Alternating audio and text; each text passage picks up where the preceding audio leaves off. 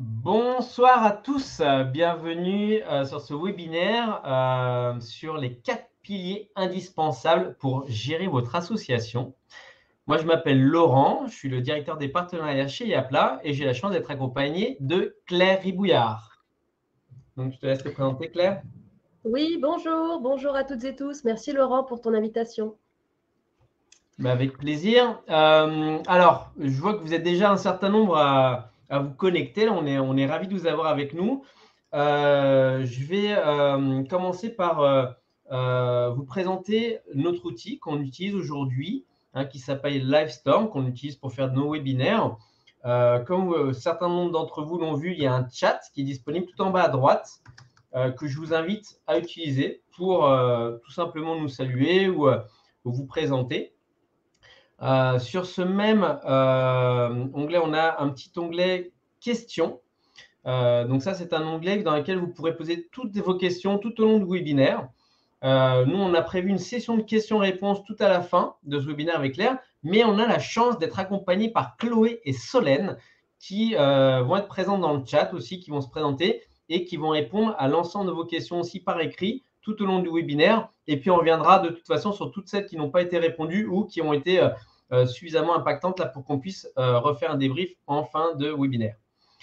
Vous verrez un troisième onglet aussi, sondage, que l'on va utiliser pour rendre ce webinaire un peu plus interactif. Donc, vous étonnez pas si jamais à un moment donné, vous voyez une petite pastille rouge là-dessus. On vous préviendra dès qu'il y aura un sondage pour que vous puissiez aussi nous aider à mieux vous connaître et derrière à orienter aussi parfois nos interventions pour que ça colle mieux à ce que vous recherchez. Et enfin, je vais terminer par une petite chose, une petite cloche qui est tout en haut à droite, qui concerne les notifications. Donc, je vous invite éventuellement à désactiver parce que dès que vous avez des messages sur le chat, ça peut vous faire pas mal de bruit au niveau des notifications. Donc, n'hésitez pas à désactiver si besoin. Voilà, donc maintenant, je pense qu'il y a pas mal qui ont dû arriver. Donc, aujourd'hui, au programme, on va déjà présenter qui on est avec Claire et nos deux entreprises, donc Assopreneur et Yapla. Ensuite, on va faire un petit temps pour briser un peu la glace, finalement, où tout le monde va pouvoir participer. Et ensuite, Claire va nous présenter du coup la méthode des 4 piliers, donc pilier par pilier. Voilà, on a 4 à vous présenter avec des outils pragmatiques que vous pourrez utiliser. Et enfin, on terminera par la session de questions-réponses. Juste pour que vous soyez au courant également, ce webinaire est enregistré, donc vous aurez accès à un replay juste à la fin de ce webinaire, ainsi qu'au support. Tout le support qu'on est en train de vous présenter, vous le recevrez par mail à la fin du webinaire.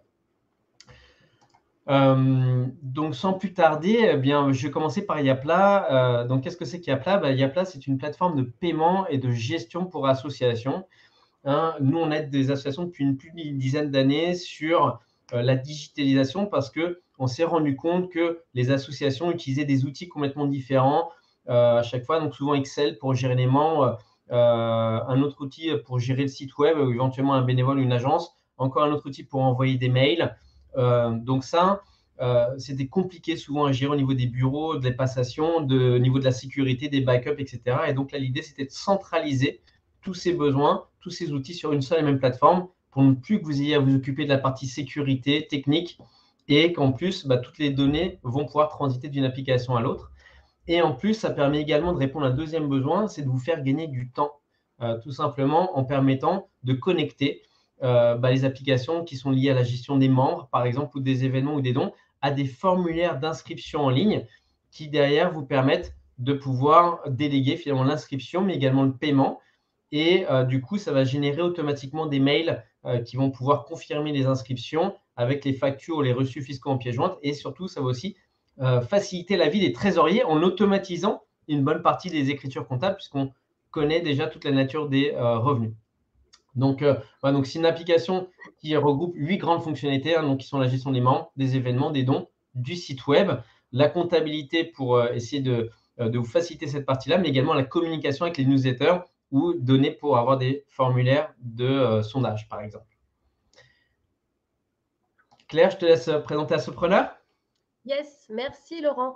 Donc, je suis la cofondatrice de Assopreneur, qui est une association d'intérêt général, et ma cofondatrice Chloé est dans le chat et répond avec Solène de Yapla. Donc, Assopreneur est là pour soutenir toutes les personnes qui souhaitent entreprendre en association, que l'on a appelées les assopreneurs, et pour éviter à ces fameuses personnes d'exploser en plein vol. C'est-à-dire vous, certainement, qui êtes là aujourd'hui. Donc, on fait attention à la personne morale, votre asso, et on fait attention à vous, la personne physique. On a un programme d'action en six parties. On propose une méthode en 4 piliers que l'on va voir aujourd'hui, un podcast qui est en pause depuis 2 ans mais qui va repartir, mais dont il y a déjà 18 heures d'écoute disponibles. On propose un programme d'inspiration et d'entraide et on a déjà accompagné 150 personnes en 2 ans. On a une journée signature qui s'appelle J'adore mon asso. On propose une communauté francophone qui s'entraide. Et puis, on porte un plaidoyer sur l'assoprenariat et le métier de délégué général. Voilà. Merci Claire. Et du coup, est-ce que tu peux nous raconter peut-être un petit peu comment est-ce que tu es venue l'idée des 4 piliers dont on va parler aujourd'hui? Parce que je pense que ça peut intéresser pas mal de monde pour voir un peu d'où tu viens et ce que tu peux nous apporter. Oui, avec plaisir. Donc, en fait, ça m'est venu dans mon précédent poste, avant Assopreneur, pour remonter à une dizaine d'années maintenant. Donc, dans mon précédent poste, j'étais déléguée générale du pôle d'intelligence logistique, une association. Et je fédérais 150 membres. Donc, je mobilisais 500 bénévoles, personnes physiques, 150 membres, personnes morales. On organisait 80 événements par an, puis j'avais une équipe de 4 salariés. Donc, une association assez classique, voilà, moins de 10 salariés. Et en fait, je me suis rendu compte que j'étais épuisée en tant que déléguée générale, c'est-à-dire directrice de l'association. Je me sentais très seule. Alors, j'avais plein de gens autour de moi, des gens qui passaient dans le bureau, qui téléphonaient, qui faisaient des mails, etc. Mais je me sentais seule. Et en plus, la recherche de fonds pour financer l'association, financer les actions, cette recherche de fonds et ce compteur qui se remettait à zéro chaque année, c'était finalement épuisant. Et puis, à la direction d'une association, et je suis certaine que vous allez tous et toutes être d'accord avec moi là-dessus, on doit tout faire. On est multicasquette, on passe de l'un à l'autre, on doit avoir une intelligence des situations qui aussi est épuisante. Donc voilà, j'étais fatiguée. Et donc je me suis dit, mais est-ce que il y a... Et puis surtout aussi, je voyais beaucoup d'associations qui mettaient la clé sous la porte autour de moi. Et ça, vraiment, ça me retournait vraiment le ventre, ça me faisait mal au cœur. Et je me suis dit, c'est pas possible, il doit bien exister un outil ou une méthode pour qu'on puisse facilement gérer, développer, pérenniser son association. C'est pas normal que ce soit aussi difficile de pérenniser une association. Voilà. Ok, merci Claire. Du coup, pour recontextualiser un petit peu aussi notre démarche, on a posé quelques questions et notamment, est-ce que tu peux nous expliquer pourquoi est-ce que les subventions baissent d'année en année? Ouais, complètement. Alors là, quelques éléments de contexte, c'est qu'effectivement, la première fois que je dirigeais des assos, moi, c'était il y a maintenant plus de 16 ans. Et à l'époque, il y avait ce qu'on appelait les subventions de fonctionnement. Peut-être que parmi vous qui êtes là dans le webinaire, vous avez peut-être connu ça aussi.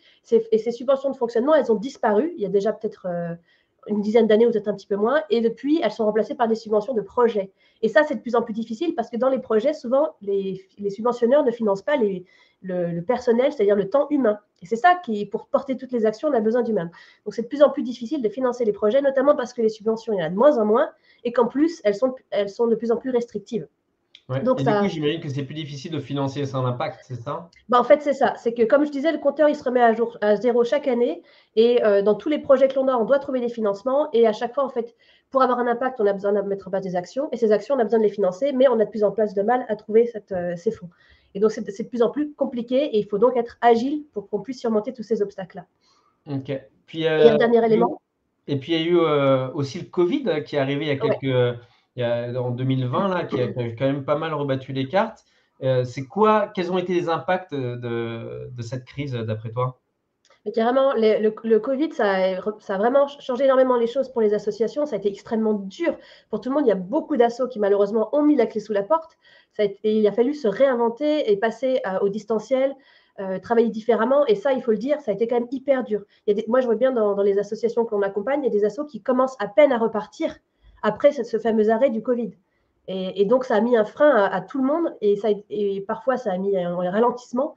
Mais parfois même, ça a mis un frein total. Donc, voilà, la difficulté de subventionner, de trouver des financements pour les projets, la difficulté de financer nos impacts et tout ce qui s'est passé avec le Covid, ça nous a épuisé. Tout le monde, ça a épuisé tout le monde, ça a été très dur moralement. Il est clair que ça a eu un impact sur le développement des associations. Ok. Mais alors, du coup, avec tous ces éléments, mais comment est-ce qu'on fait pour continuer à être agile et à et à survivre et à se refinancer aussi. Ouais, alors c'est pour ça que on revient un petit peu à ce qu'on disait juste avant. Il faut absolument qu'on trouve une méthode et un moyen de transformer ce modèle économique. Ça, c'est extrêmement important. Et il faut aussi un moyen pour s'organiser, faire baisser la charge mentale, pour être comme sur des rails qui avancent toutes seules, parce que c'est déjà très difficile. Et cette méthode, ces rails, c'est la méthode des 4 piliers dont on va parler aujourd'hui. Ok, super. Bah, du coup, merci pour cette belle introduction, Claire. Ce que je vous propose, c'est qu'on brise un petit peu la glace, hein. Donc, l'idée, c'est de connaître un petit peu plus qui vous êtes, vous qui êtes là avec nous aujourd'hui. La première chose que je vous invite à faire, c'est d'utiliser le chat, tout simplement pour vous présenter. Donc, il y en a déjà un certain nombre d'entre vous qui nous ont dit bonjour. Et l'idée, c'est peut-être de nous dire finalement, aujourd'hui, quelle est votre association, quelle est votre fonction aussi au sein de cette association et votre cause, pour qu'on puisse mieux savoir qui on a avec nous aujourd'hui et derrière pouvoir adapter aussi, encore une fois, le discours, hein. Donc voilà, donc n'hésitez pas à mettre tous vos messages sur le chat et nous, on va les regarder au fur et à mesure qu'ils arrivent, hein. Donc, en attendant que vous puissiez taper tout ça, je vois qu'il y a l'association de Digne avec le revenu universel inconditionnel. Dis donc, c'est précis. L'Estérel Magic Club, que je connais aussi. Bonjour Bernard. Donc, en tout cas, n'hésitez pas à chacun mettre votre nom d'association et votre cause. Ensuite, on a un sondage aussi qu'on va publier là tout de suite, qui va nous permettre de mieux vous connaître également, parce qu'on va vous demander tout simplement qu'est-ce qui est aujourd'hui pour vous. J'imagine qu'il y en a en tout cas une partie d'entre vous qui sont présidents d'association ou délégués général ou des personnes qui sont en charge de l'association. Qu'est-ce qui est le plus difficile aujourd'hui pour vous au quotidien dans le pilotage de votre association, hein? Donc, est-ce que c'est mobiliser la gouvernance? Est-ce que c'est trouver des financements? Est-ce que c'est manager des bénévoles, construire son équipe ou autre, hein? Voilà, en fonction de vos associations, vous avez tous des problématiques différentes. Donc, surtout, n'hésitez pas à venir donc, dans l'onglet sondage qui est en bas à droite pour venir voter sur ces différentes réponses. Je vois qu'il y en a qui répondent aussi dans le chat. Là, je vois difficile de trouver des financements ou de trouver des sponsors bénévoles. Donc, ok, très bien. Merci à tous pour vos réponses. Et en attendant que vous répondiez tous, eh bien, on va commencer directement par la méthode des 4 piliers, hein, puisque c'est quand même ce qui nous ramène aujourd'hui au sujet principal de notre webinaire. Et donc, Claire, je te laisse présenter de manière macro quels sont ces 4 piliers. Avec plaisir, merci Laurent. Et c'est très intéressant effectivement de voir tout ce qui se dit sur le chat ou dans la réponse au sondage. Alors voilà, la méthode des 4 piliers, ce que je vous propose ici, c'est de façon macro, un titre, un mot-clé et puis une phrase qui explique ces piliers. Alors je vais les lire l'un après l'autre et puis ensuite on ira dans le détail tout au long du webinaire. Donc le pilier 1, et cette méthode, pour vous dire de méthode des 4 piliers, c'est une méthode qui permet de piloter son association, mais vous pouvez aussi l'utiliser pour piloter un projet, une action dans l'association. Donc ça marche à un niveau macro et ça marche à un niveau micro. Ça veut dire que toutes vos feuilles de route, tous vos documents de présentation, vous pouvez tous les faire avec ces 4 piliers. Voilà, c'est ça qui est hyper pratique avec cette méthode. Simple, pragmatique, efficace. Alors on y va. Premier pilier de votre association, c'est le pilotage. C'est-à-dire qu'il faut une assopreneuse, un assopreneur ou un DG de métier ou un bénévole ou un bureau à l'aise dans ses fonctions qui travaille avec une gouvernance efficace. Ça, c'est très important. Donc, on voit à chaque fois, on voit là qu'on a bien 2 éléments qui sont en équilibre dans ce pilier. La personne qui va piloter, le ou la personne, quand il y a des cofondateurs, qui donne le plus de temps à piloter l'asso, et la gouvernance élue avec qui on travaille. Deuxième pilier, la stratégie. Il vous faut absolument une stratégie d'impact ciblée avec un modèle économique cohérent. Là aussi, on est à chaque fois sur quelque chose, une dualité, à chaque fois un duo. Donc, la stratégie d'impact ciblée. Et ensuite, en face de cette stratégie, on va mettre un modèle économique. Comment on fait pour aller collecter plus d'argent qu'on en a besoin? Voilà. Ça, c'est le pilier 2. Le pilier 3, c'est un programme d'action et d'événements concrets avec des livrables utiles. Donc là, à nouveau, toujours les 2 éléments. Programme d'action et d'événements, c'est ce que vous allez faire concrètement. Concret, ça peut être en ligne ou bien sûr en présentiel. Et les livrables, c'est ce que vous allez laisser.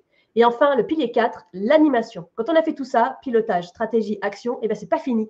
Il y a le dernier pilier qui, parfois et souvent, est laissé à la traîne parce qu'on n'a pas le temps, mais il est très, très, très important. Donc, le pilier 4, c'est une animation dynamique de la communauté avec un relationnel structuré.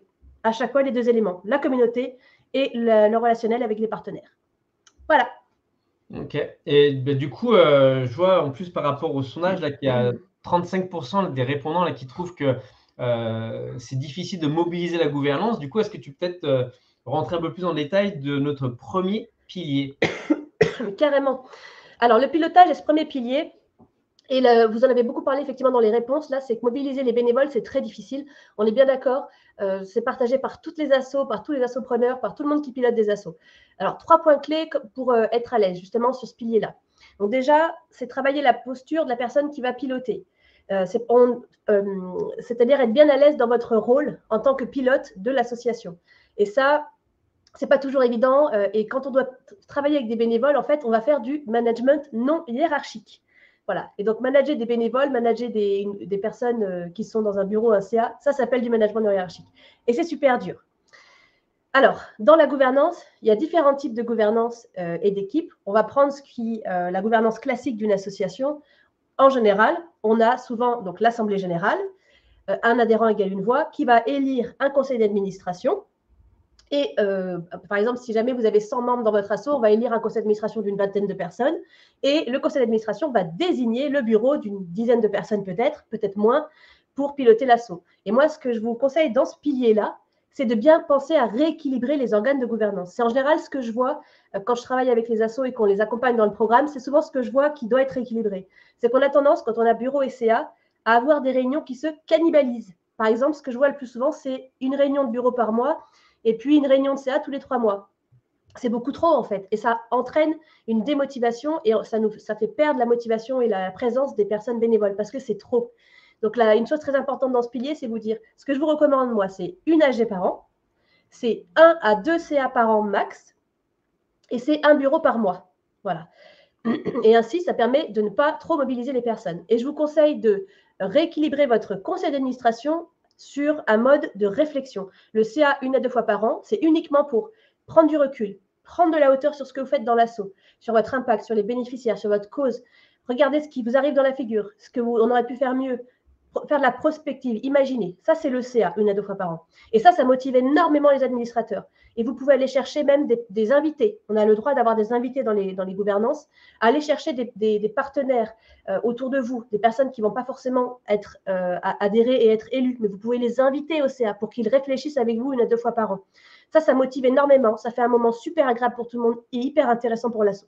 Et puis le bureau, c'est une fois par mois, c'est 1 heure, 1 heure et demie, 2 heures max une fois par mois. Et là, on y va, on ouvre les fenêtres, on ouvre les portes, on avance, on tombe, on se relève. Enfin, vous voyez, le schéma classique du développement d'une association. Voilà.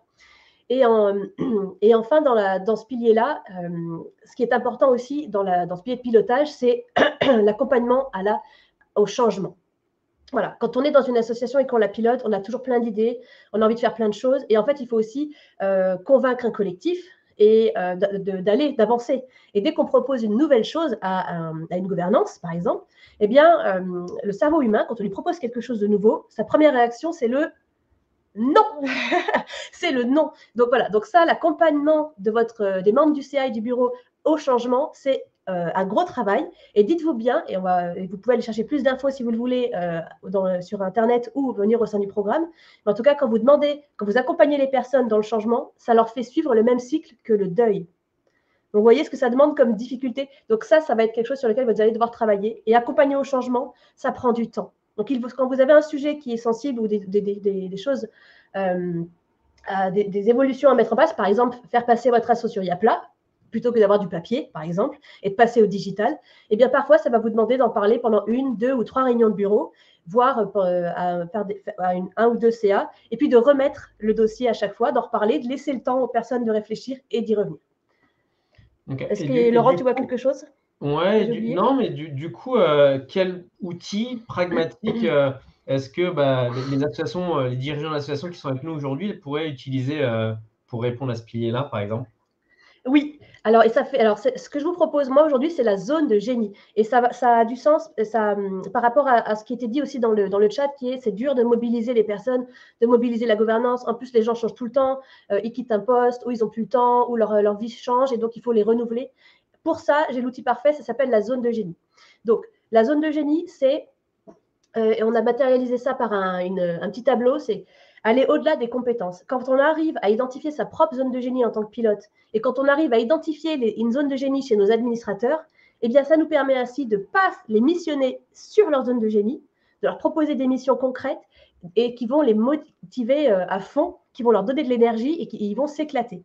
Donc, à chaque fois, l'enjeu pour vous qui pilotez l'assaut, c'est de bien connaître les membres de votre CA, les membres de votre bureau. Et pour ça, c'est discuter, papoter, voilà. Et identifier les zones de génie avec eux et leur donner ces missions-là. Et là, ça change tout pour les personnes. Donc, une petite technique pour trouver la zone de génie chez vous ou chez les autres. Vous faites des colonnes, comme c'est le cas dans ce tableau-là. D'abord, vous listez toutes les tâches que vous adorez faire pour l'association. Est-ce que, bien sûr, ce que vous devez faire en tant que pilote ou autre. Vous listez tout. Ensuite, vous faites un entonnoir, une deuxième colonne. Parmi ces tâches-là que vous adorez faire, pour lesquelles êtes-vous vraiment très doué? Vous cochez, vous gardez uniquement celle-ci. Et ensuite, nouvel entonnoir. Pour ces tâches-là où vous adorez les faire, vous êtes doué, cochez celles pour lesquelles vous ne voyez pas le temps passer. Et encore, une fois, ça va se raccourcir. Hein, et ensuite, cochez celles pour lesquelles, en plus, quand vous le faites, ça vous donne de l'énergie. Une compétence qu'on a dans son travail, par exemple, elle nous consomme de l'énergie. On est bon là-dessus, mais ça nous consomme de l'énergie. Une zone des génies, ça va au-delà parce que ça nous donne de l'énergie quand on le fait. C'est pour ça qu'on ne voit pas le temps passer et qu'on pourrait la faire, cette tâche, un vendredi à 18h, alors qu'on a la crève. Voilà. Donc, je vous conseille ça. Mais merci beaucoup, Claire. Et si jamais voilà, vous avez des questions, n'hésitez pas à les poser encore une fois sur l'onglet questions. On y reviendra bien sûr à la fin. Et du coup, qu'est-ce qu'il en est un peu de la stratégie, Claire? Oui, on passe au pilier 2. Ce pilier 2, c'est une stratégie d'impact ciblée avec un modèle économique cohérent. Alors là, c'est le pilier qui prend le plus de temps à travailler ou à retravailler, selon que votre association est en cours de créa ou est déjà lancée depuis plus ou moins longtemps. C'est le pilier le plus lourd, mais c'est aussi l'hyper stratégique parce que dans ce pilier, il y a aussi le modèle économique et donc la recherche de fonds. Alors, moi, ce que je vous propose, c'est de revenir aux fondamentaux de ce qu'on appelle la stratégie marketing. Et là, on n'entend pas marketing en tant que pub ou communication, on entend marketing en termes stratégiques, c'est-à-dire revenir aux fondamentaux de quelle est ma cause, qui sont mes bénéficiaires, quel est leur problème et comment je vais pouvoir les aider et avec quelle valeur. C'est ça, en fait, revenir vraiment aux basiques et aux fondamentaux de votre asso. À chaque fois que vous vous posez des questions dans le développement de votre asso, que vous avez des membres du bureau ou du CA qui sont démotivés, eh bien, remettez-les toujours sur la cause. Retravaillez la cause en bureau, en CA, en groupe de travail avec les membres. Revenir à la cause, la retravailler, creuser la cause, ça remet toujours les personnes en motivation pour l'association parce que ça les touche au cœur, en fait. Voilà. Ensuite, ce que je vous propose, c'est quand vous allez travailler la stratégie, eh bien, c'est de le faire à plusieurs, bien sûr, si possible. Travailler ou retravailler votre stratégie. Hein. Essayez de le faire à l'oral. Justement, quand vous travaillez votre cause comme ça, et quand vous allez vous demander qui sont nos bénéficiaires, c'est quoi leurs problèmes, eh bien, si vous écrivez, si vous êtes vous un pilote en train de le faire et vous écrivez, votre cerveau va vous, il va vous filtrer, il va vous, il va bloquer un peu la créativité. Donc, le mieux, c'est de faire des ping-pong d'interview avec quelqu'un qui vous pose la question et qui vous écoute à l'oral et qui prend des notes. Et vous, après, vous allez voir les notes que cette personne a prises et vous allez faire votre travail de cerveau rationnel d'être humain et faire une synthèse de tout ça pour ensuite l'utiliser pour communiquer, retravailler la stratégie et tout ça. Ça, c'était important, vraiment hacker votre cerveau en y allant à l'oral, en répondant à toutes ces questions à l'oral. Ça, c'est très important. Une des premières questions que vous devez vous poser aussi quand on lance l'asso ou quand on la développe, c'est est-ce que je veux respecter l'intérêt général? Quand je dis je, c'est l'asso. Est-ce que l'asso souhaite respecter l'intérêt général? Ou est-ce qu'on sait, ou on se doute, ou on s'est rendu compte qu'en fait, on ne peut pas respecter l'intérêt général? Voilà. Et dans ce cas-là, il faut aller vers une fiscalisation. Donc ça aussi, si vous avez des questions là-dessus, n'hésitez pas à revenir vers nous au niveau de l'assopreneur. C'est très, très important de se positionner là-dessus parce que si on est d'intérêt général, si on veut le respecter ou pas, ça va entraîner un modèle économique différent. Et juste un tout petit mot là-dessus, Laurent, c'est très important que la loi, ce qu'elle dit, c'est que vous pouvez vous auto-évaluer sur l'intérêt général. Le rescrit fiscal n'est pas obligatoire, c'est seulement si vous avez un doute. Et donc, il y a beaucoup de pédagogie à faire auprès de nos financeurs, notamment les fondations ou fonds de dotation ou les mécènes qui exigent ce rescrit fiscal alors qu'il n'est pas obligatoire dans la loi. Ils font du zèle. Donc voilà, très important de le rappeler. Et enfin, voilà. Et enfin, pour financer notre modèle éco, celui qu'on met en face d'une stratégie et d'un programme d'action, eh bien, on va aller choisir ce qu'on appelle les branches de la recherche de fonds. On va aller regarder comment est-ce qu'on peut aller trouver de l'argent, comment est-ce qu'on peut aller collecter de l'argent. Alors, on sait qu'il y a des dons, des subventions, mais il y en a plein d'autres. En fait, il y a 20 branches de la recherche de fonds. Si vous voulez en savoir plus, revenez vers nous. Avec plaisir, on en discutera. Et en gros, ce qu'on fait, c'est qu'on choisit entre 1 et 5 façons de pouvoir aller chercher des fonds. Par exemple, les micro-dons, les fondations, le mécénat de compétences. On a des choses comme ça, les dons, bien sûr, les adhésions. Et paf, on y va à fond. Voilà ce que je voulais dire là-dessus. Ok, super. Et puis, je vois en plus là, des commentaires un peu dans le chat là, où on a du mal parfois à remobiliser aussi des membres ou des personnes du conseil d'administration, etc. Et tu m'as parlé d'un outil que je te propose que tu me présentes là, qui s'appelle le Cercle d'Or, qui m'a paru très intéressant aussi pour essayer de remobiliser les gens là-dessus, non? Oui, carrément. Et c'était le premier point de ce fameux pilier de la stratégie, qui était, quand je vous disais, revenir aux fondamentaux d'une stratégie marketing ciblée association. Pour cela, il y a un outil, et le meilleur pour moi, c'est le Cercle d'Or. Donc cet outil, qui s'appelle Golden Circle, parce qu'il a été inventé par Simon Sinek, il est disponible en vidéo sur Internet. Chloé, dans le chat, va vous mettre le lien pour aller voir cette vidéo. Je vous conseille de la regarder 100 000 fois, et puis comme ça vous forme à l'outil. Mais pour vous aider, voilà, ce cercle d'or, il est fondamental parce qu'il va vous permettre de vous recentrer sur la cause. C'est un outil de pitch aussi très, très pratique, mais c'est aussi un outil de remobilisation, voilà, Laurent, comme tu disais, de remobilisation des membres, des bénévoles, de la gouvernance dans l'association. Et donc, ce que l'on fait, et là, on le fait à l'oral, comme je le disais tout à l'heure, eh bien, on va d'abord commencer par le pourquoi, c'est-à-dire la cause. Et pour travailler la cause, là aussi, on fait une sorte d'entonnoir. Pour travailler la cause, eh bien, je vous propose de commencer votre phrase par deux phrases différentes. D'abord, vous vous dites que ce n'est pas normal que. Qu'est-ce qui est pas normal pour vous dans votre champ? Alors, par exemple, pour nous, c'est pas normal qu'il y ait autant d'associations qui mettent la clé sous la porte. Ça, c'était vraiment mon cri du cœur pour un Assopreneur. Donc voilà, qu'est-ce qui n'est pas normal? Et ensuite, vous allez faire une autre phrase qui est dans le monde, on a besoin d'eux. Donc, si je vais le remplacer pour nous, Assopreneurs, ce serait dans le monde des associations, elles ont besoin bien d'une méthode pratique, pragmatique, de gagner du temps, de faire baisser la charge mentale et de faire attention au burn-out associatif. Voilà ce qu'on peut. Voilà, donc ça vous permet de creuser votre cause. Deuxième étape du cercle d'or, on se demande comment est-ce qu'on veut aider la cause. Comment, c'est-à-dire les valeurs. Là, on ne parle pas d'action, attention. Avec quelles valeurs vous voulez aider et soutenir, et vous le faites d'ailleurs déjà, et avec quel process ou méthode particulière. Nous, par exemple, ce sera avec la méthode des 4 piliers et ce sera avec beaucoup d'entraide et en ligne. On accompagne les personnes en ligne, par exemple, nous, sans aucun critère, sans aucun dossier de sélection. Voilà, on accueille tout le monde. Et ensuite, vous continuez le cercle d'or, vous allez sur la dernière tranche qui est le quoi, le what. Et là, c'est votre programme d'action et d'événement. Et qu'est-ce qu'on fait en fait? Qu'est-ce qu'on fait pour aider notre cause et nos bénéficiaires? Si je transforme ça sur nous, Assopreneurs, c'est nous, qu'est-ce qu'on fait? C'est ce sont les 6 éléments que je vous ai présentés au début du webinaire, que vous pouvez retrouver dans le replay. C'est notamment le programme d'inspiration et d'entraide, d'accompagnement, c'est la méthode, c'est la communauté, c'est tout ce que je disais, ce que l'on faisait, les événements et tout ça. Le cercle d'or, super pratique, allez-y, sans limite, sans modération. Super, merci Claire. Et du coup, là, on parlait beaucoup de stratégie, voilà, donc oui. les fondamentaux là. Et après, du coup, faut passer à l'action, hein, forcément, Yes. pour avancer, non? Yes, carrément, carrément. Donc là, hop, on sait comment on va piloter notre assaut. On sait, on est bien dans sa posture. On a retravaillé, rééquilibré les organes de gouvernance. On a remobilisé les bénévoles et les administrateurs dans la gouvernance. On a bien rebossé sa stratégie. On est revenu aux fondamentaux de la cause. On a mis en face un modèle économique avec les branches de la recherche de fonds. Hein, voilà, on est là-dedans. Et paf, maintenant, on est sur la réalisation du programme d'action. Donc, programme d'action et d'événements concrets. Une association qui n'agit pas concrètement, elle meurt. Ça, on le sait toutes et tous. Et en général, ce pilier 3, il est toujours très fort chez tout le monde parce qu'on commence toujours par agir quand on se lance, quand on crée une asso. La seule chose que je vous aide à faire en général, et ce sur quoi je voudrais mettre le focus, c'est ce qu'on a écrit là sur le slide. C'est attention, quoi que vous fassiez en action ou en événement, 80% de la réussite, c'est la préparation. Ça, c'est tellement important, vraiment, pour tout. Ce que je vous propose de faire, c'est d'imaginer aussi quel est l'événement signature de votre asso. Déjà, est-ce que vous avez déjà, vous, un événement signature? Voilà, posez-vous la question. Et si oui, lequel? Ça, c'est très important. L'événement signature, il a lieu généralement 1 fois par an, max 2, mais plutôt 1 fois. Hein. Voilà, une à 2 fois par an. Il est souvent plus gros que les autres actions que vous pourriez avoir toute l'année. Par exemple, ça ne va pas être un petit déjeuner qui a lieu une fois par trimestre. Ça ne va pas être un groupe de travail qui se réunit tous les mois. C'est quelque chose de plus gros. Et cet événement signature, il réunit en général toutes les composantes de votre communauté. Ça, on en parlera juste après. Voilà, et il vous permet de faire avoir un effet levier. Et il est souvent connu, peut-être parfois plus que l'assaut, et donc il crée en fait un appel d'air. Ce que je vous propose aussi dans ce pilier-là, et ce que l'on fait ensemble quand on retravaille ce pilier 3, c'est que je vous invite à repenser et à imaginer et à anticiper vos livrables.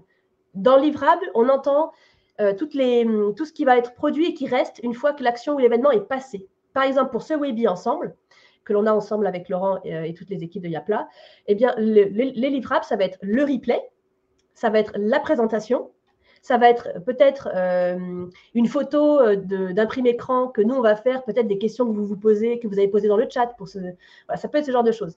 Eh bien, ça ce sont des livrables. Et bien, en fait, les livrables, il faut les prévoir et les imaginer au moment où on imagine l'action. Et souvent, en fait, on n'y pense pas. C'est le jour J, on se dit « Ah, qui c'est qui fait des photos? Ah, est-ce qu'on a pensé au micro-cravate ?» Voilà. Et ça, si vous allez anticiper vos livrables, ça va donner encore plus de poids et plus de force à votre association. Ensuite, ce que je vous propose dans ce pilier 3, c'est de programmer votre année. Programmer votre année entière, au moins de 6 mois en 6 mois, voire une année entière. Et donc, de construire votre calendrier idéal, le calendrier idéal de l'association. Et de le communiquer le plus tôt possible à votre communauté. Voilà. Ça, c'est très important. Donc, bien sûr, dans ce calendrier idéal, on va placer les petits déjeuners nouveaux adhérents, on va placer l'événement signature, on va placer l'AG, on va placer aussi, que sais-je, peut-être le tournoi de fin d'année ou l'événement de rentrée ou l'apéro barbecue de l'été. Enfin, voilà, ce genre de choses. On place tout. Et peut-être aussi les grands salons auxquels vous allez participer pour faire connaître votre asso ou pour avoir un impact. Alors, on met tout sur son calendrier et on peut ainsi communiquer les dates récurrentes avec les créneaux réflexes, en fait. Et là, j'arrive au sujet, au dernier petite astuce.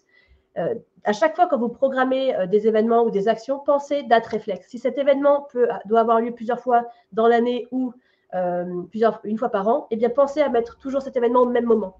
Cette date réflexe, et bien sûr de le faire, de vous aider avec le digital, ça c'est très important.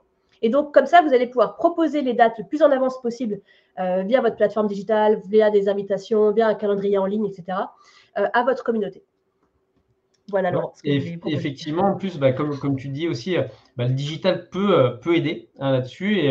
Et comme on a pas mal de personnes qui utilisent Yapla aujourd'hui, l'idée, c'est quoi? C'est d'utiliser une solution. Alors, ça peut être Yapla ou une autre, mais en tout cas, utiliser une solution qui vous permette de prévoir et de diffuser l'ensemble de ces événements. Ici, on voit un petit exemple avec un petit calendrier qui représente tous les événements à venir. Mais l'idée, c'est que dès le début de l'année, vous avez la possibilité, alors, en tout cas dans Yapla, de pouvoir programmer l'ensemble de vos événements qui sont prévus pour l'année. Donc, du coup, derrière, ils vont s'afficher et en fait, vos adhérents, votre communauté, en se rendant sur votre site web, va pouvoir consulter tous ces événements, va pouvoir s'inscrire à tous ces événements tout au long de l'année. Vous allez pouvoir aussi communiquer là-dessus. On envoie une invitation par email, notamment. Et du coup, vous allez pouvoir en tout cas vous en servir comme un vrai moyen fédérateur pour pouvoir finalement gérer toute votre communauté tout au long de l'année. Donc, plus vous anticipez, plus vous arrivez derrière à ce que les gens soient prêts à venir à vos événements parce qu'ils ont déjà noté la date dans leur agenda. Si vous les prévenez 3 jours avant, c'est toujours plus compliqué d'avoir du monde. Donc, là, vraiment, le maître mot dont parlait tout à l'heure Claire aussi, c'est vraiment d'anticiper au maximum vos événements. Et puis, une petite fonctionnalité qui est quand même assez sympathique aussi, c'est que souvent, vous allez organiser vos événements d'une année sur l'autre, qui vont se ressembler un peu. Donc, ça peut être votre événement signature ou d'autres événements, ou ça peut être votre barbecue de fin d'année, votre soirée festive, etc.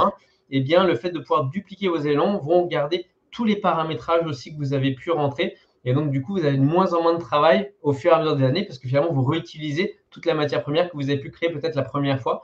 Donc ça, c'est aussi l'avantage du digital, c'est que vous n'avez pas besoin de repartir de zéro à chaque fois et de repenser la roue.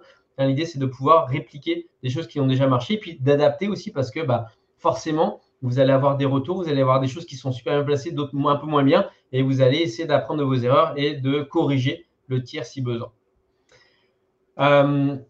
Et donc, du coup, Claire, comment est-ce qu'on fait pour animer tout ça?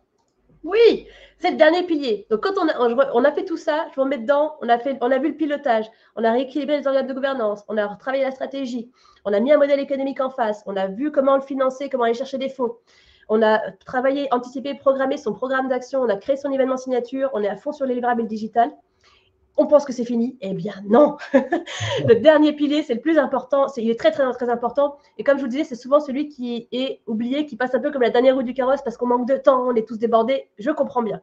Donc là, on fait ce qu'on peut. Mais dans l'idéal, ce serait de bien penser à ce dernier pilier. C'est une animation dynamique de la communauté avec un relationnel structurant. Donc, quand on parle de communauté, il est très important pour vous de bien identifier les différentes composantes de votre communauté. C'est-à-dire quels sont les groupes de personnes qui font partie de votre association. Et là, je vous propose, je vais passer le slide d'après, Laurent, pour pouvoir bien montrer. Ah, attends, hop, voilà, super, merci beaucoup. Donc là, en fait, on vous a mis un tableau qui sont en fait les 1, 2, 3, 4, 5, 6, 7, 8, on est bien d'accord, les 8 composantes de votre communauté. C'est comme ça qu'on les définit au sein d'Assopreneur. Vous connaissez en général très bien les premières. Donc, dans notre communauté d'association, on a les bénéficiaires. Évidemment, les personnes les plus importantes de l'association, c'est pour elles que l'association agit. On a les membres, donc les personnes qui souhaitent adhérer à l'association parce qu'elles partagent la cause, parce qu'elles veulent la soutenir, parce qu'elles ont parfois envie de faire des choses, en tout cas être tenues au courant, elles soutiennent.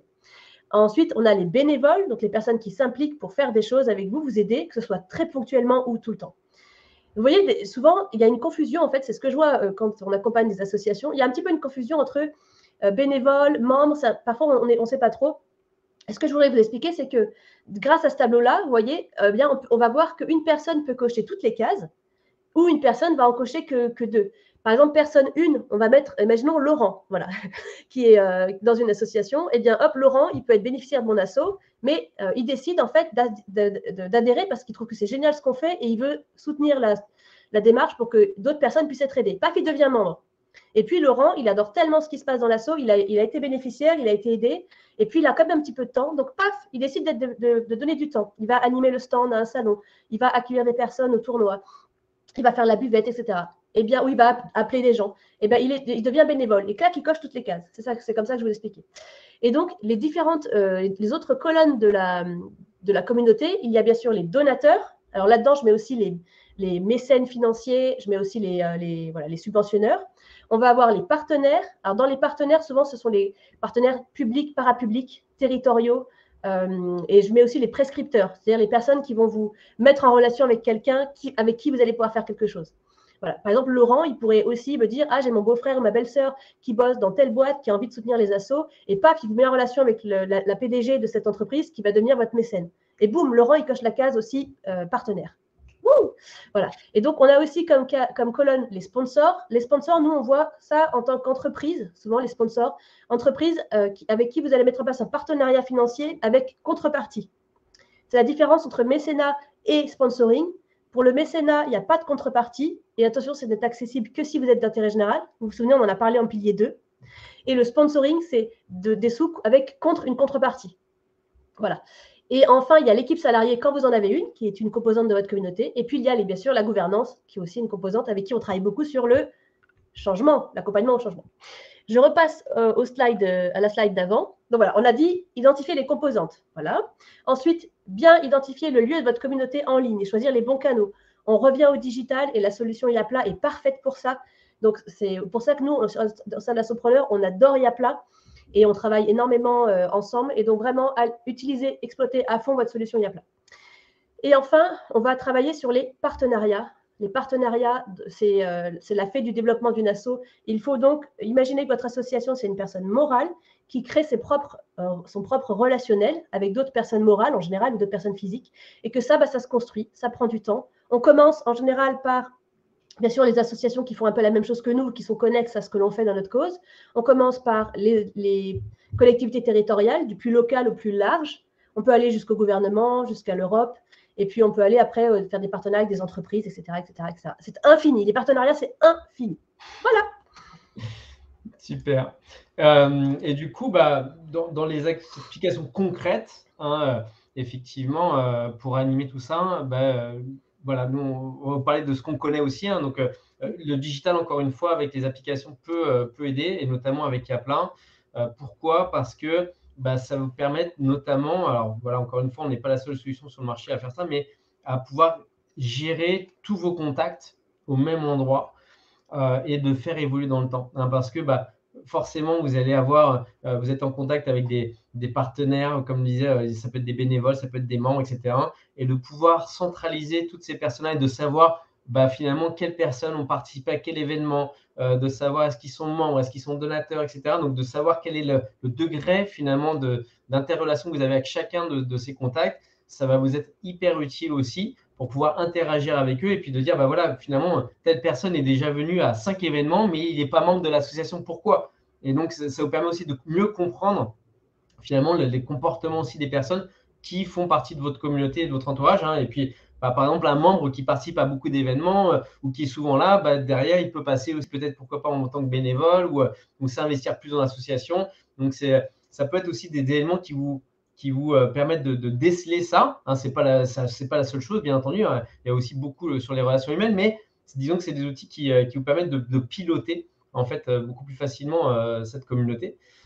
La deuxième chose, c'est de pouvoir faire des communications aussi segmentées, donc d'envoyer des newsletters, d'envoyer des messages à des groupes de personnes ciblées pour les inviter à aller s'inscrire à vos événements, de pouvoir donc communiquer avec eux de manière beaucoup plus précise.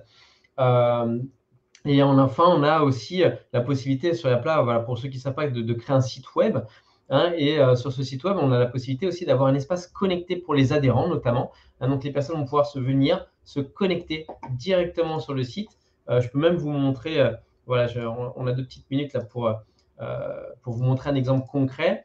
Et donc ici, je vais vous montrer l'exemple concret d'un site web qui a été fait sur Yapla, sur lequel j'ai pu mettre ma page d'accueil, mes actualités, un système d'adhésion, mes événements. Et ici, je suis connecté, donc on voit que je suis bien identifié. Et on voit ici toutes mes informations liées à mon profil, liées à mes adhésions, liées aux événements que j'ai pu suivre, etc.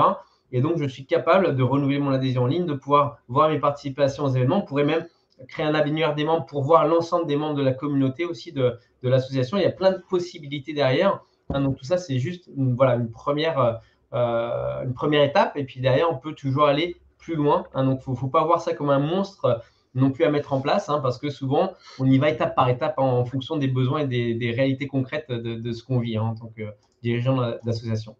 Je reviens sur la présentation. Et du coup, pour conclure un peu cette partie-là, pourquoi est-ce qu'on pense aussi que le digital peut vous apporter des choses pour compléter cette méthodologie? Tout simplement parce que ça vous fait gagner du temps.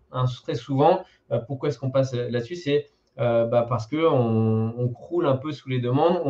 C'est pas agile, c'est pas forcément évident de partager toujours des fichiers avec tout le monde ou que tout le monde travaille au même endroit. Donc là, l'idée de faire ça, c'est de pouvoir réutiliser des choses, que tout le monde accède aux mêmes informations. Et donc, du coup, ça vous rend plus efficace.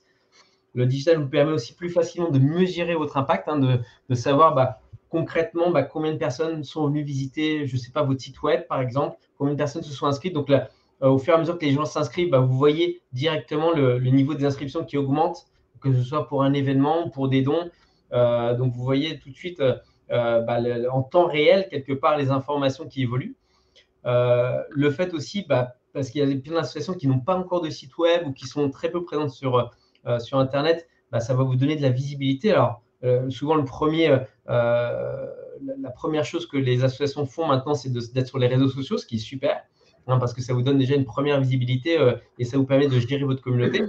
Et après, l'étape d'après, souvent, c'est d'aller se construire un site web qui soit moderne, qui soit adapté aux téléphones mobiles, aux tablettes, etc., et qui soit référencé surtout sur Google. Et tout ça, ça va vous donner derrière une image moderne. Et il faut savoir aussi que le fait d'être présent comme ça sur le digital, d'avoir un site web et surtout d'avoir du paiement en ligne, ça va vous aider aussi à aller attirer des communautés que vous n'avez pas forcément initialement. Je pense notamment à la nouvelle génération, les jeunes là, qui ont maintenant, je sais pas, entre 20 et 25 ans, là, qui aujourd'hui n'ont pas de chéquier, donc ils vont payer par carte bancaire, ils sont habitués ils sont très digital natifs, là, ils sont toujours sur leur téléphone. Si vous leur proposez pas quelque chose qui est accessible sur le téléphone, déjà, il y a je dis pas que ça ne veut pas dire qu'ils vont pas rejoindre votre association, qu'ils vont pas s'investir, mais ça crée une petite frustration dessus. Et je l'ai vécu moi-même il n'y a pas très longtemps. Là, j'ai inscrit mon fils dans un club de VTT. Et pourtant, ils utilisent une solution digitale, mais ils n'ont pas activé les paiements en ligne, etc. Donc, du coup, je me retrouve à remplir un formulaire papier encore, alors qu'ils ont une solution de gestion derrière et impossible À de payer en l'ancienne. ligne. Donc, vraiment, voilà, j'ai reçu encore cette frustration où je me dis, c'est dommage parce que finalement, ce serait tellement plus simple de passer au digital complet. Voilà, donc c'est en tout cas, voilà. Et si moi je l'ai senti, c'est que certains peut-être de vos adhérents peuvent le ressentir également. Donc, voilà, en tout cas, à réfléchir de votre côté. Et bien voilà, on a terminé notre webinaire pile poil dans les temps, il est 45. Donc, du coup, on va regarder un petit peu si on a des questions donc, qui sont non répondues. Je vois que Chloé et Solène ont été assez actives. Hyper efficace. Beaucoup de commentaires et de questions. Donc, j'ai une question donc, que Solène m'a remontée là, qui me dit, voilà, quand on a déjà un site web, peut-on utiliser le paiement en ligne via Yapla? Donc, là, je réponds à celle-là, Claire, si tu me l'autorises. Donc, en l'occurrence, oui, parce que l'application site web de Yapla permet effectivement de créer un site web complet, mais là, il y a plein d'associations qui utilisent Yapla sans l'application site web. D'ailleurs, la majorité n'utilise pas l'application site web aujourd'hui et en fait vont utiliser plutôt les pages de collecte, que ce soit pour des adhésions, pour des événements ou pour des dons. Et en fait, ça va créer des pages que l'on peut soit intégrer dans le site web existant, si vous en avez un, soit tout simplement une page unique de collecte avec un lien que vous pouvez partager par mail ou par les réseaux sociaux, peu importe. Et les gens vont cliquer dessus, vont atterrir sur cette page et ils vont pouvoir derrière aller choisir leur adhésion, remplir le formulaire et payer en ligne si c'est une adhésion ou s'inscrire à vos événements ou à vos collectes de dons. Donc oui, bien sûr, c'est tout à fait possible. Donc, j'ai une autre question d'Isabelle. Est-ce qu'on peut avoir un calendrier sous Yapla pour voir les dates importantes vis-à-vis des membres de l'association? Donc, oui, on peut avoir un calendrier sous Yapla qui représente tous les événements à venir de l'association que vous allez pouvoir organiser. Donc là, pour le coup, ça, c'est ce que je vous expliquais rapidement sur le pilier 3. C'est vraiment de prévoir tous vos événements à l'avance, de pouvoir les publier. Et ensuite, les membres vont pouvoir s'inscrire. Et pour s'inscrire, nous, ce qu'on vous invite à faire, c'est à créer une newsletter, donc à envoyer un mail à l'ensemble de vos membres, par exemple, en leur citant tous les événements à venir ou tout simplement la page avec tous les événements qui les référencent pour qu'eux puissent aller les consulter et s'inscrire le cas échéant. Et en plus, s'ils sont connectés aussi sur le site web, derrière, tout est pré-rempli au niveau des informations puisqu'on a pu identifier quelle était la personne. Donc, je vois aussi qu'il y a eu plusieurs réactions et questions sur la difficulté à mobiliser des bénévoles ou des membres du des membres du conseil d'administration, pardon. Est-ce que, Claire, tu peux peut-être nous donner peut-être des tips ou des choses comme ça? Comment est-ce qu'on pourrait faire pour mobiliser plus facilement des bénévoles ou des membres du conseil d'administration ou aller en recruter peut-être d'autres aussi? Est-ce qu'il y a des choses supplémentaires par rapport à ce que tu as déjà dit? C'était un petit peu ça, le fait de... en fait, c'est pas la même chose de recruter des bénévoles et d'avoir une gouvernance. C'est pas la même chose. C'est pas le même bénévolat. C'est pas la même récurrence de demande. Donc, ce dont on a parlé tout à l'heure, c'était surtout pour la gouvernance, qui était les zones de génie de chacun, pour bien les connaître. C'était de retravailler avec eux la cause. Tout ça, on l'a déjà dit. Mais par rapport aux bénévoles, en revanche, au sein de l'association, donc je crois qu'il y a un replay avec un partenaire qu'on peut aller voir pour creuser le sujet au niveau d'Yapla. Et puis sinon, moi, ce que l'on voit par rapport aux bénévoles, c'est de poster une offre de bénévolat en fait sur les sites qui existent. Il y en a plein. Ça vous oblige à vous demander qu'est-ce que j'ai envie de faire à ce bénévole. De questionner vos membres déjà, de questionner la communauté sur le fait que vous recherchez des bénévoles et de vraiment lister de façon très claire les missions et de les simplifier au maximum. Si vous imaginez les petits pas comme A à B, B à C, dites-vous que A à B, c'est déjà trop. Faites A à micro B, voyez, vous découpez vraiment les missions pour que ce soit hyper simple, hyper clair, parce que personne n'a de charge mentale disponible dans ce monde.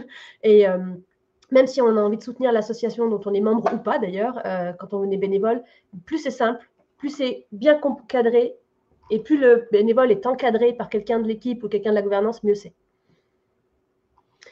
Je vois qu'il y avait des questions par rapport au reçu fiscal. C'est ça. Et il y avait une question que j'aurais voulu.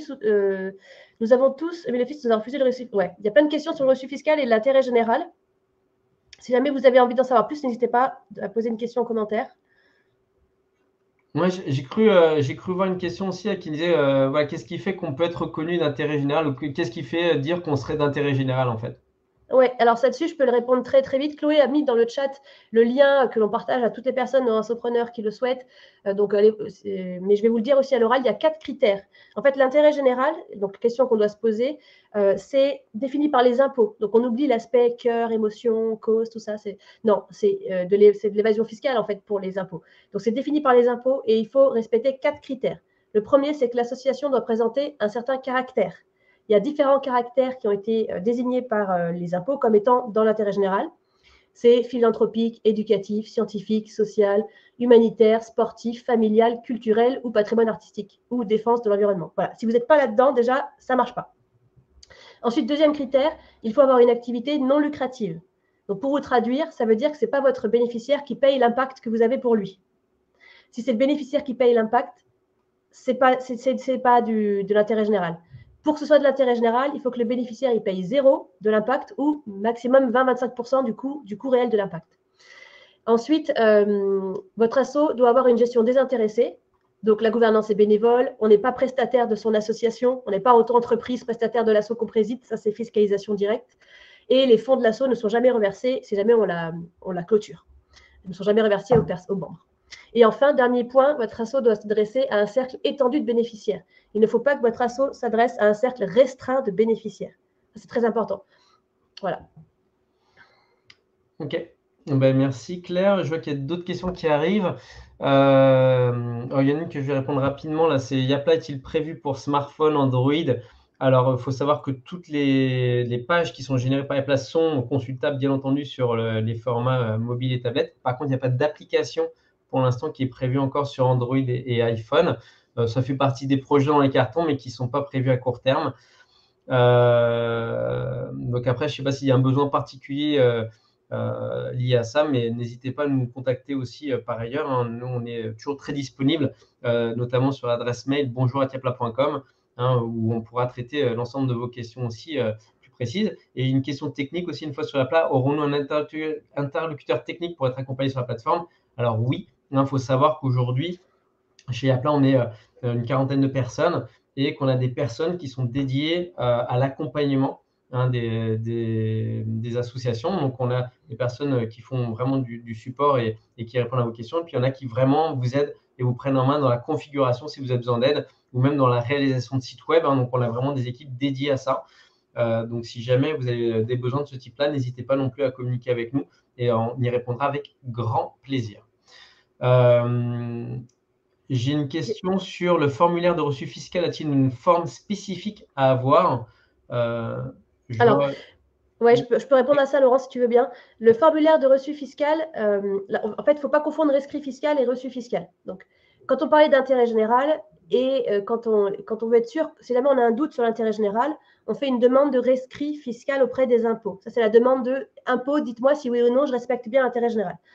Là, la question, c'était reçu fiscal.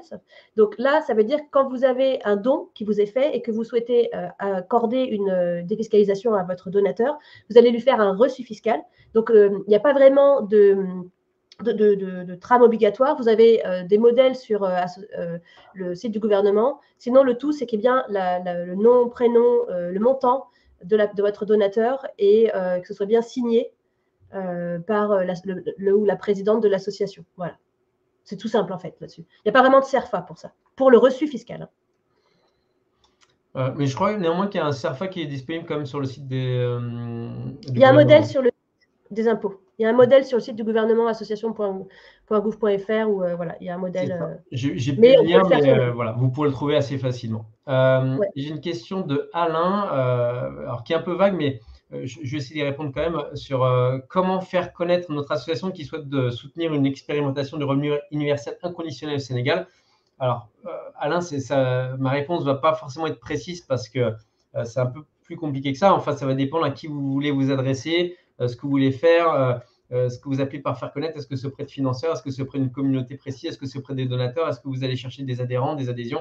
Donc là, peut-être, donc là, la question, c'est peut-être déjà de revenir un peu sur les piliers, peut-être sur le why, sur voilà, sur le pourquoi, le comment, etc. Par contre, peut-être que je vais vous donner quand même deux, trois choses qui peuvent quand même peut-être vous aider. La première, c'est que aujourd'hui, il y a un programme, je ne sais pas si toutes les associations présentes le connaissent, qui s'appelle Google Ad Grants, qui est un programme de Google qui vous permet de donner de la visibilité gratuite sur Internet. Alors, ça implique que vous ayez un site web aussi. Et donc, souvent sur Google, vous voyez qu'il y a des publicités payantes. Et donc, là, en fait, ça vous donne de la visibilité payante, mais qui est gratuite. Donc, vous avez droit à 10 000 $ d'annonces gratuites par mois, de clics gratuits par mois. Donc ça peut être des choses qui pourraient être intéressantes pour donner de la visibilité. Après, voilà, il faut savoir ce que vous voulez en faire. Donc ça, c'est des trucs. Après, il y a un autre élément, Laurent. Pardon ? Excuse-moi, il y a un autre élément aussi, c'est que pour créer vos éléments de communication aussi, pour pouvoir, parce que vous êtes à fond sur comment nous faire connaître, vous pouvez utiliser Canva. Et Canva est gratuit. Canva Pro est gratuit pour les associations. Voilà.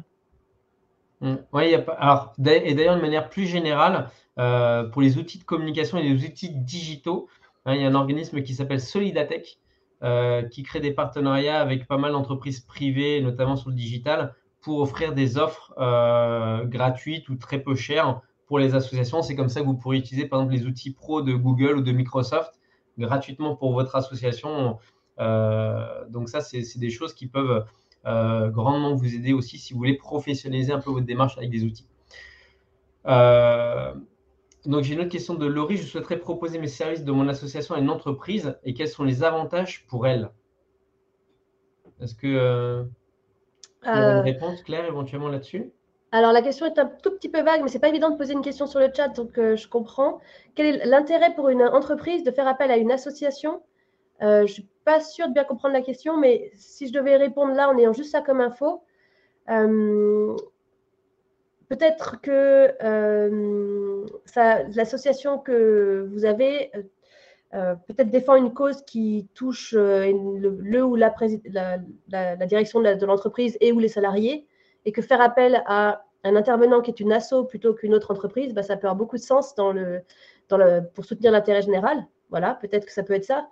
Si vous vous demandez quel est mon avantage en tant qu'association par rapport à un autre concurrent qui serait une entreprise, je dirais c'est peut-être ça.